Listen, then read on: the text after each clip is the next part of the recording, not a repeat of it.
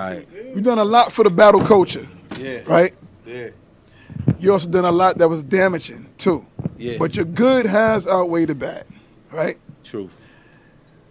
Would you want to redo anything if you had the option to in your career right now? Would you, if you could go back, would you redo anything, or would you accept and live it again because you live and you learn? And obviously you learned from what you have done. You feel me? So would you go back, or would you still let things be the way they were? I don't believe in regrets. I believe in learning from situations. I don't believe in regrets. I think that everything that happened to make me a better person, you know, or to teach me something. Everything happens for, people say everything happens for a reason. The reason is to learn, and I learned. So, nah, I don't think I would change anything because it was me at the time. Yeah. You know what I mean? Like 2 days before what happened at Summer Madness 3, I get hit up on Twitter. Some dude is like, yo, send me your contact information. Dave wants to meet you. I'm like, Dave who? And he's like, Dave Chappelle. And I'm like, word? Oh, shit. So I sent him the number. He sent the car to pick me up. We drove out to Jersey. He had a show. This was right after that whole Hartford shit. Okay. And we going through the backstage and all that, the security everywhere. And we get by the curtain, and I'm watching him and thousands of people, and he's just doing his shit. You know, smoking a bogey, talking his shit, but, like, entertaining everybody. So he gets off stage, and he walks right up to me, and he says, yo, I just wanted to meet you. What y'all doing out there is incredible, and I love it. And I was like, wow, that's dope. Yeah. You know what I mean? Yeah. So backstage, I met his moms. I met like a whole bunch of people, a whole lot of other comedians. And I met this one Indian chick who's a life coach that, you know, she moves around with him sometimes. And we got into a conversation, and she was like, come with me. She took me in this room. It's like candles and scents and all that shit in the air. The lights are dim. I'm like, oh shit, this bitch trying to get it popping right now. She said she's feeling my aura. You know what I'm saying? Suck her titties too. So she sits me down on the couch, and she sits like right in front of me, and she starts tapping on my knees like this. And after a while, like, she started talking. She started telling me about my life. And the crazy shit was, like, she was really, like, hitting the nail on the head with some of the shit that she was saying. Most of the shit she was saying. And she told me something. She was like, yo, trust yourself even if you don't know yourself. So whatever happened, it happened because it was supposed to happen like that. Yeah. You know what I mean? It was I learned from it, yeah. and I keep it moving. I feel like nobody in battle rap got a story like mine. If you was to make a movie or pick like a battle rapper to make a movie about, I would be the number one There pick. is nobody that has a story. That's why I asked this question. Yeah. So as the culture grows, like from what you were it's saying, just a lane for the movie. like what you were saying with Rex right now, like being that certain battle rappers might go through certain things, they now have you as that person, like you know what I mean? Like, not to say give them guidance, but yeah. You feel me? Word. Cause like I said, man, a lot of other niggas fell off. A lot of niggas fell off.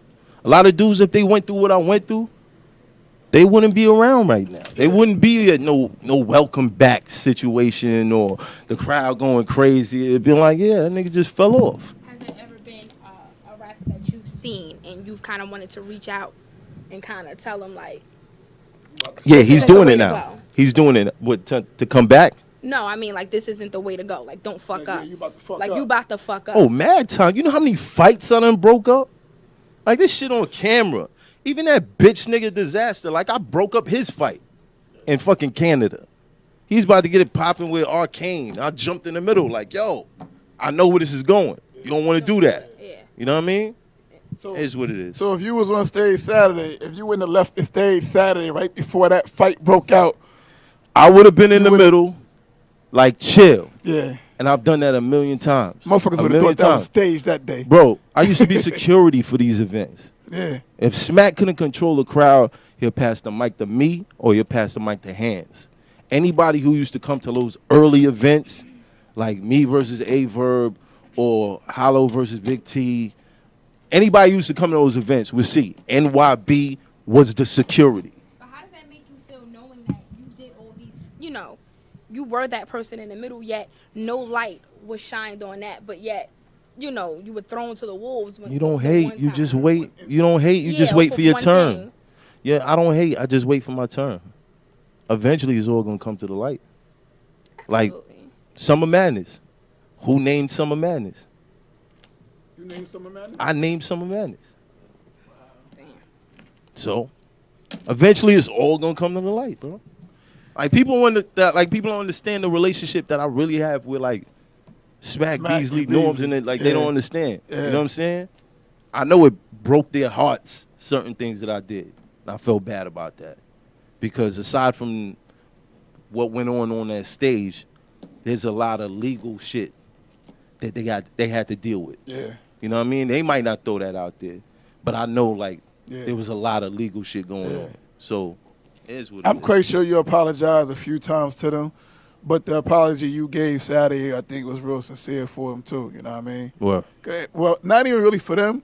It was like it was for them, but you gave it to the fans more or less. I gave it to the fans, and really it was for the other battle rappers too. Yeah, true. To Yeah. understand, like, look, man, don't fuck this up. Because I'm a kid from Brooklyn who got kicked out of high school, had a kid early, had to hustle, had to rob, had to get jobs, had to do everything. And now I get to travel the world. And when I touch down, I got fans that I'd never seen before. Like, you know what I'm saying? Like, Yeah, people I never yeah. seen before, like, telling me about everything that I've ever done. You know what I mean? Yeah. Don't fuck that up. What- Don't fuck that up. What like mindset to come back to come back from that moment? What mindset did you have to kind of put yourself in to kind of fight through it to get to to back where you are now? Like what was that? I think one thing? having my daughter had a lot to do with it. Because even though I got two boys, when you have kids, it's like you realize what you want for yourself, because you see what you want for them, and in your mind you're like, well, if I want this for her, then that means I wanted this for me. You know what I'm saying? So it kind of puts you in a perspective to where you gotta like look at things as a grown person and be like, you know what? This is right. This is wrong. I wouldn't accept this, so I can't accept it for myself. So how do you think when you see certain situations, because you know your target? I mean, don't get me wrong. Like this, like I said, there's a lot of bullshit in battle rap that be going on, where niggas cross the lines with their performance, like the Calico Pat Stay shit. You know what I'm saying? Like if something that happened behind that, I couldn't hold it against Pat. You know what I mean? Because there's a certain line that I feel like you just shouldn't cross. But it is what it is, man. I think everybody's learned from their shit. Everybody's seen what's going on. For a certain extent, some dudes, they come from the streets, they still got some of that in them. But you got to understand, this is the way out. Don't fuck up the way out. And then be sitting in the crib watching battles, thinking about where you could get a pound from. Like, you know what I'm saying? Like, nah, chill. Chill. You're blessed, man. Happy to see you back. Well, no, I'm gonna say back. Happy we're gonna see you at home. Home. Exactly. Home.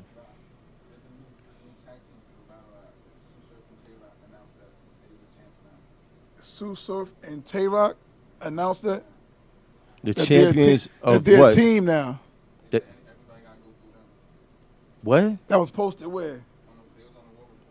On the War Report.